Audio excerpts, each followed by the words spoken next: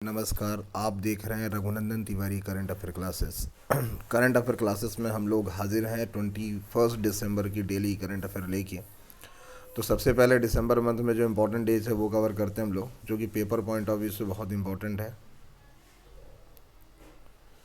आते हैं सबसे पहले दिसंबर 1 वर्ल्ड एड्स डे, 2 दिसंबर international day for abolition of slavery, 3 दिसंबर world disable day, Bhopal gas त्रासदी, 4 दिसंबर criminal accidental prevention day navy day, 5 दिसंबर इंटरनेशनल वॉलेंट्रीज डे, 7 दिसंबर international civil aviation day arm force flag day,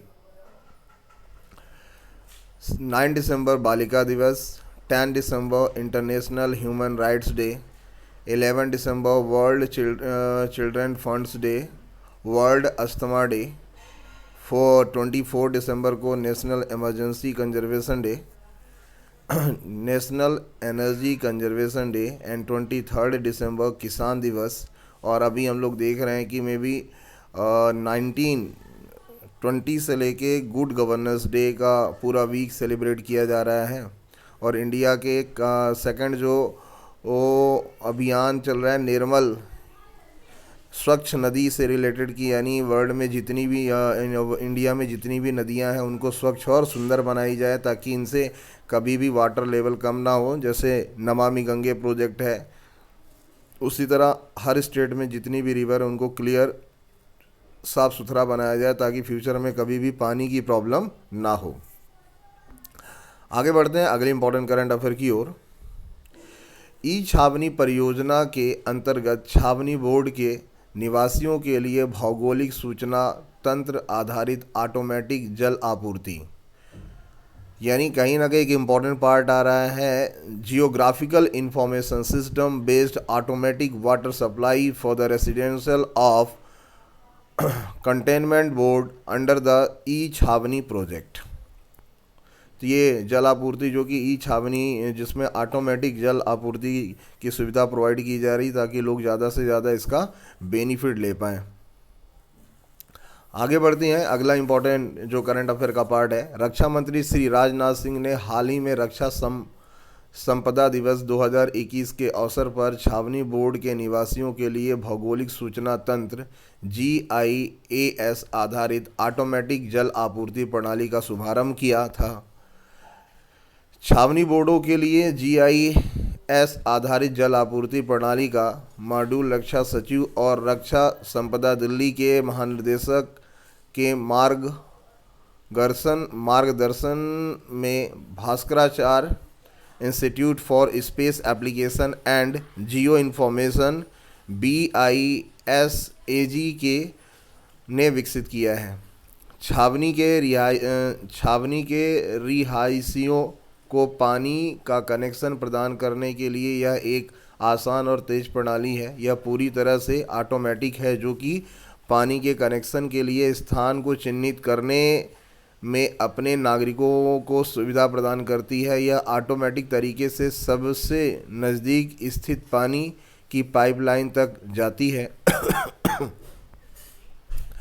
जल आपूर्ति की सभी लाइनों की क्षमता भी निर्धारित करती है। स्थान को ध्यान में रखकर यह दूरी तक हिसाब लगाती है। कनेक्शन शुल्क सहित आवेदनकर्ता द्वारा दिए राशि का ऑनलाइन भुगतान भी की सुविधा प्रोवाइड करती कि मे भी कितना अमाउंट आपने दिया, तो इसके लिए ई ऑटोमेटिक जल आपूर्ति प्रोवाइड की जा रही है ताकि इसका बेनिफिट ज़्यादा से ज़्यादा लोगों को मिल पाए। आगे बढ़ते हैं, अगली इंपॉर्टेंट करंट अफेयर जो हमारे पास है। प्रधानमंत्री ने 21 दिसंबर को प्रयागराज का दौरा करके एक अनोखा कार्यक्रम में हिस्सा लिया जिसमें 2 लाख से अधिक महिलाएं उपस्थित रहेंगी। यानी अगर बात किया जाए कि 21 दिसंबर को ये मनाया जाएगा और इसमें ज़्यादा से ज़्यादा क्या रहेंगी, फीमेल रहेंगी। महिलाओं को खासकर ज़मीनी स्तर पर उन्हें सशक्त बनाने के विषय में प्रधानमंत्री ने नज़रिए के अनुरूप कार्यक्रम का आयोजन किया जा रहा है। प्रधानमंत्री स्व सहायता समूहों को 1,000 करोड़ रुपए का हस्तांतरण करेंगे जिसमें लगभग 16 लाख महिला सदस्यों को लाभ होगा। प्रधानमंत्री व्यापार सखियों को पहले महीने का वजीफा और मुख्यमंत्री कन्या सुमंगल योजना की 1 लाख से ज़्यादा लाभार्थी को धनराशि स्थानांतरित करेंगे। यानी यहाँ पे दो, प्रधानमंत्री व्यापार सखियों को पहले महीने का वजीफा और मुख्यमंत्री कन्या सुमंगल योजना 1 लाख से ज़्यादा लाभार्थी को धनराशि स्थानांतरित करेंगे। यानी एक इम्पॉर्टेंट क्वेश्चन यहाँ से ही बनता है जो कि बहुत इम्पॉर्टेंट है। करंट में एक एमसीक्यू क्वेश्चन बन सकता है कि हाल में जो वित्त मंत्रालय है वो किनके पास है, तो आपको याद रहे निर्मला सीतारमण जी के पास वित्त मंत्रालय का कार्यभार है। अगर बात किया जाए श्री स्मृति ईरानी जी के पास क्या है, तो महिला एवं बाल विकास मंत्रालय स्मृति ईरानी के पास है। वेरी इंपॉर्टेंट क्वेश्चन फॉर शिक्षा डिपार्टमेंट किनके पास है, तो श्री धर्मेंद्र प्रधान जी के पास शिक्षा मंत्रालय है, जो कि अभी हाल में चेंजेस के बाद आया है। आगे बढ़ते हैं, तो यहाँ पे 2 सुमंगल योजना का जो अमाउंट है वो कन्याओं को दिया जाएगा और व्यापार सखियों के पहले महीने का वजीफा दिया जाएगा। प्रधानमंत्री जी की तरफ से 200 से अधिक पूरक पोषण निर्माण इकाइयों की आधारशिला रखी जाएगी। Prime minister will visit Prayagraj on 21 December and participate in a unique program in which more than 2 lakh women will be present. The program is began organized in line with vision of the Prime Minister to empower women, especially at the grassroots level. PM will be transfer Rs 1000 crore to self-help group, which will be benefit about 16 lakh women and member. The Prime Minister will be transfer the first month spend stipend to business associate and more than 1 lakh beneficiary of the Chief Minister Kanya Sumangal Yojana. PM to lay foundation stone of over 200 supplementary nutrients manufacturing units. तो ये एक important है कि 21 तारीख को व्यापार सखियाँ उनको stipend दिया जाएगा 1 मंथ का, और साथ में जो कन्या सुमंगल योजना है उसके तहत लोगों को लाभ प्रोवाइड किया जाएगा, अमाउंट दिया जाएगा।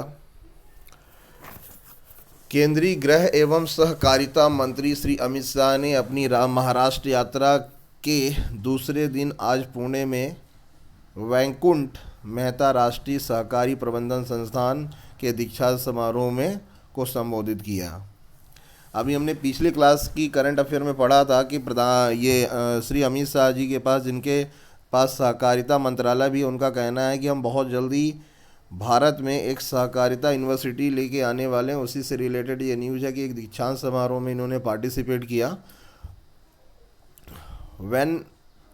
वैमनिकॉन के दीक्षांत समारोह को संबोधित किया। Union home and corporation minister Shri Amit Shah address the convention of the Vaikunth Mehta national institute of cooperative management in Pune today on second day of this Maharashtra visit.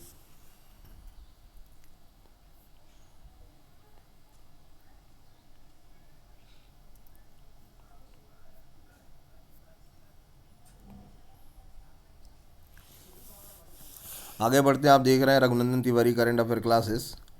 आगे बढ़ते हैं, अगली इंपॉर्टेंट जो करंट अफेयर है हमारे पास,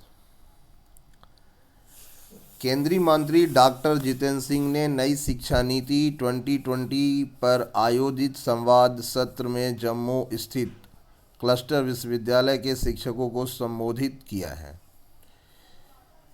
वर्षों से चली आ रही है विसंगतियों को ठीक करके मौजूदा वैश्विक चलन के अनुरूप प्रावधानों को पेश करना NEP 2020 का दोहरा उद्देश्य है। डॉक्टर जितेंद्र सिंह, यानी कहीं ना कहीं शिक्षकों को प्रमोट किया जा रहा है, उनको बताया जा रहा है कि आपका कितना ज़्यादा इम्पोर्टेंट रोल है, उसके बारे में फोकस किया गया है। Union Minister Dr. Jiten Singh addressed the teachers of cluster University Jammu and the interactive session organized on New Education Policy 2020. NAP 2020 has dual objective of the correcting the description that have been going on for year and introducing provision in this in line with the correct global trade. Dr. Jiten Singh. KVIC ने उत्तर प्रदेश के बुंदेलखंड क्षेत्र में ग्रामीण कारीगरों को सशक्त बनाने के लिए स्वरोजगार योजना शुरू की। वेरी इंपॉर्टेंट है। केवीआईसी ने उत्तर प्रदेश के बुंदेलखंड क्षेत्र में ग्रामीण कारीगरों को सशक्त बनाने के लिए स्वरोजगार योजना स्टार्ट किया है। KVIC launch self employed scheme to empower rural artist in the Bundelkhand region of Uttar प्रदेश।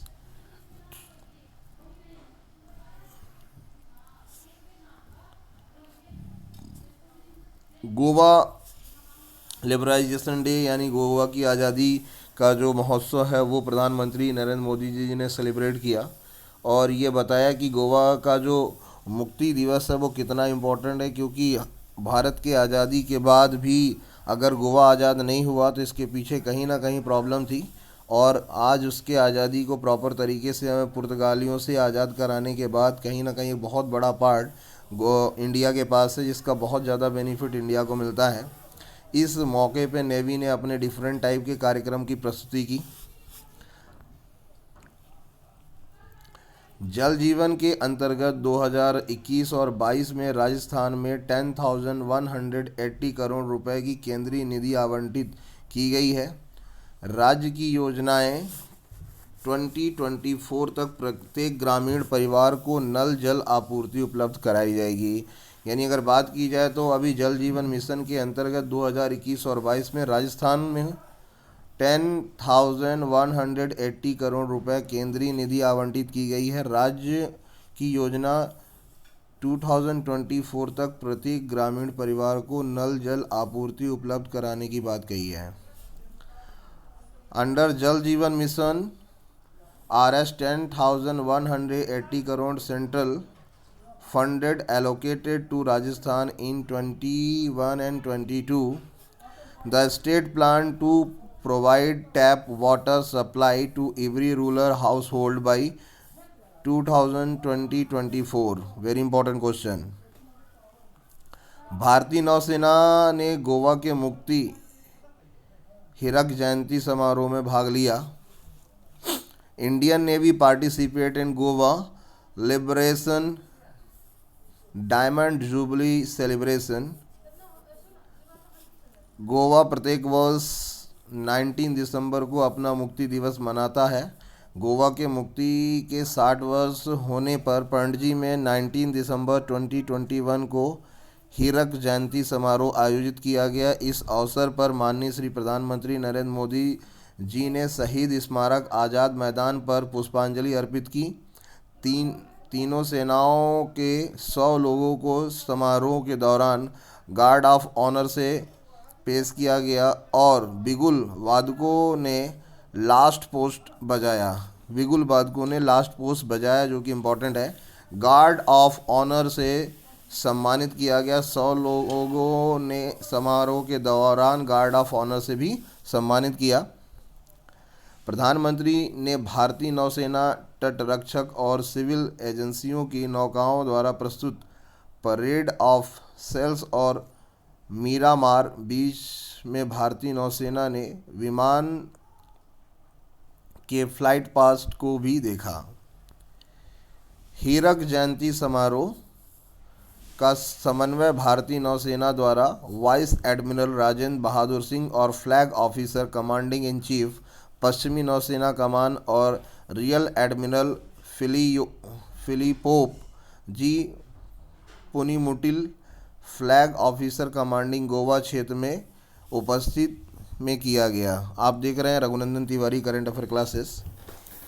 और कुछ इम्पोर्टेंट करंट अफेयर है जो कि हम आपको एज अ ओरल डिस्कस कर पाएंगे, क्योंकि अभी वो रिटन फॉर्मेट में नहीं है, लेकिन पेपर पॉइंट ऑफ व्यू से बहुत इंपॉर्टेंट है। पेपर की न्यूज़ है, दैनिक भास्कर है, टाइम्स ऑफ इंडिया है और इंडिया टुडे के हिसाब से। तो अगले की जो इम्पोर्टेंट क्वेश्चन बन सकता है कि अभी हाल में इंदौर में एक प्रोग्राम इवेंट चल रहा था, बांसुरी वादक पंडित चौरसिया को स्वर वेणु और हेमा और परवीन को स्वर हरि सम्मान से सम्मानित किया गया। बांसुरी वादक है पंडित चौरसिया को स्वर वेणु और हेमा और परवीन को स्वर हरि सम्मान से सम्मानित किया गया। अगर बात किया जाए तो ये पूरा इवेंट इंदौर में चल रहा था और इंदौर में इस मौके में काफ़ी डेलीगेंट अवेलेबल थे, उनके बीच में ये सम्मान दिया गया।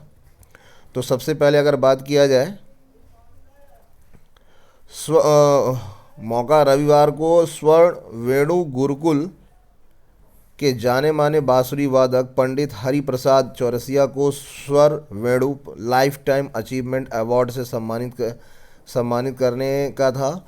और इसके साथ ही अगर बात किया जाए तो सिने तारिका व शास्त्रीय नृत्यांगना हेमा मालिनी, शास्त्रीय गायिका परवीन सुल्तान को स्वर हरि सम्मान से सम्मानित किया गया। यानी हेमा मालिनी शास्त्रीय गायिका और नृत्यांगना के रूप में अगर बात किया जाए तो शास्त्रीय नृत्यांगना हेमा मालिनी और शास्त्रीय गायिका परवीन सुल्तान को स्वर हरि सम्मान से भी नवाजा गया, जो कि वेरी इंपॉर्टेंट है। इस मौके में अगर बात किया जाए तो मुख्य अतिथि मंत्री उषा ठाकुर, पूर्व लोकसभा अध्यक्ष सुमित्रा महाजन और संगीत निर्देशक इस्माइल दरबार थे और पुलिस आयुक्त हरिनारायण चारी मिश्र जी उपलब्ध थे। जो कि ये समारोह कहाँ पे कंडक्ट किया गया, इंदौर में किया गया, इसलिए बहुत इंपॉर्टेंट बनता है। आगे अगर बात किया जाए तो भारत के लिए एक रजत पदक से सम्मान मिला है, यानी श्रीकांत स्वर्ण जीतने से चूके भारत को पहली बार पुरुष एकल में 2 पदक, यानी 2 पदक जीतने वाली जो कंट्री है वो भारत बनती है। और यहाँ पे बैडमिंटन में हम लोगों ने ये मेडल जीता है। एसएज कप का सेकंड मैच ऑस्ट्रेलिया ने फिर से जीत लिया, जो कि बहुत बड़ी बात है। भारत ने जापान को ढाका में चल रहे हैं एशिया हॉकी चैंपियनशिप पे हराया है और ये हैट्रिक लगाया है भारत ने। नेक्स्ट अगर बात किया जाए तो अंडर 19 विश्व कप भारतीय 17 सदस्यीय टीम घोषित हो गई है और वेस्ट इंडीज में 14 जनवरी से शुरू होने वाले अंडर 19 क्रिकेट विश्व कप के लिए 17 सदस्यीय टीम का ऐलान कर दिया गया। टीम के जो कैप्टन है एसदुल जो कप्तान है, जो कि अंडर 19 क्रिकेट के कप्तान है और ये होने वाला है जनवरी 14 से 2022 में। तो ये अंडर 19 विश्व कप वेस्ट इंडीज़ में खेला जाएगा। अगला इंपॉर्टेंट क्वेश्चन जो कि स्पोर्ट्स से ही बनता है, जोकोविच के नाम पर डाक टिकट, यानी जो टेनिस खिलाड़ी हैं जोकोविच, उनके नाम पर उसकी वहाँ की कंट्री ने उनके नाम पर डाक टिकट बनाया, जो कि उनका मानना है कि हमारे फैमिली के लिए इस क्रिसमस में सबसे बड़ा सौगात है जो कि हमारे गवर्नमेंट की तरफ से हमें दिया गया।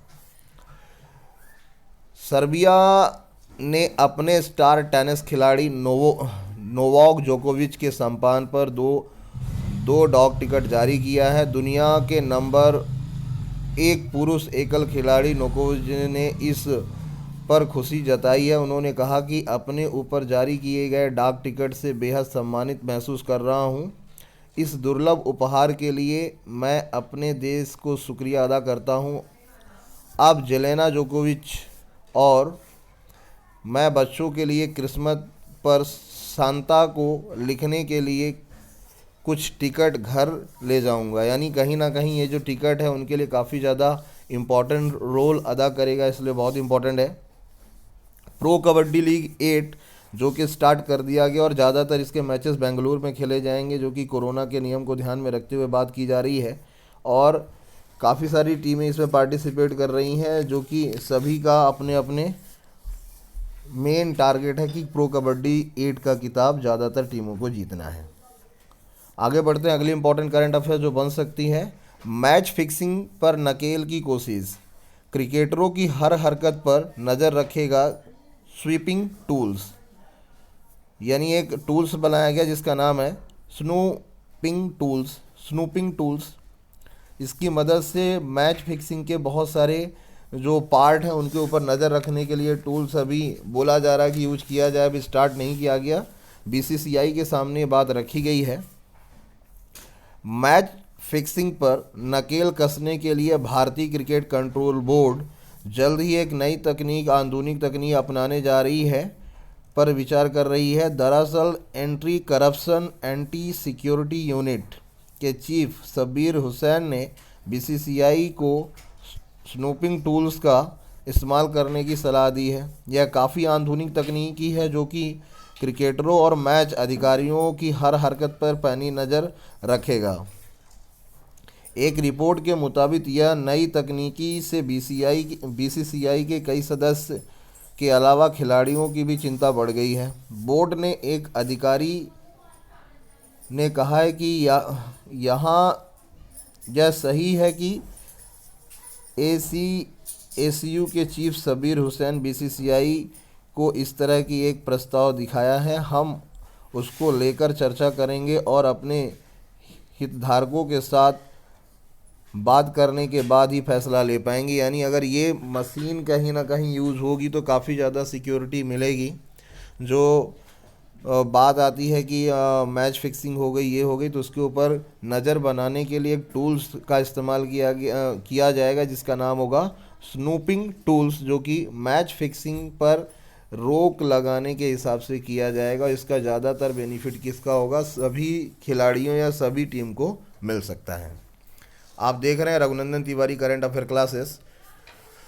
प्रीवियस क्लासेस की अगर बात किया जाए तो हमने उस पर काफ़ी सारी एमसीक्यू कवर की थी। उस एमसीक्यू के माध्यम से हम लोग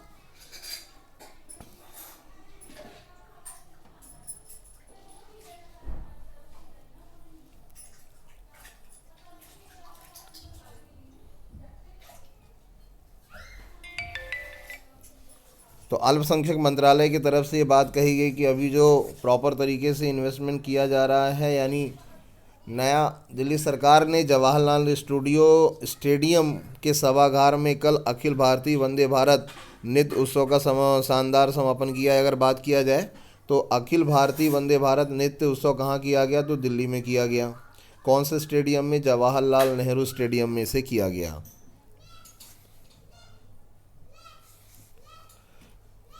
LIC की IPO को लेके आने की बात थी, उसके ऊपर गवर्नमेंट ऑफ इंडिया ने पूरी तरह से इनकार किया है कि वो अभी नहीं आ रहे हैं।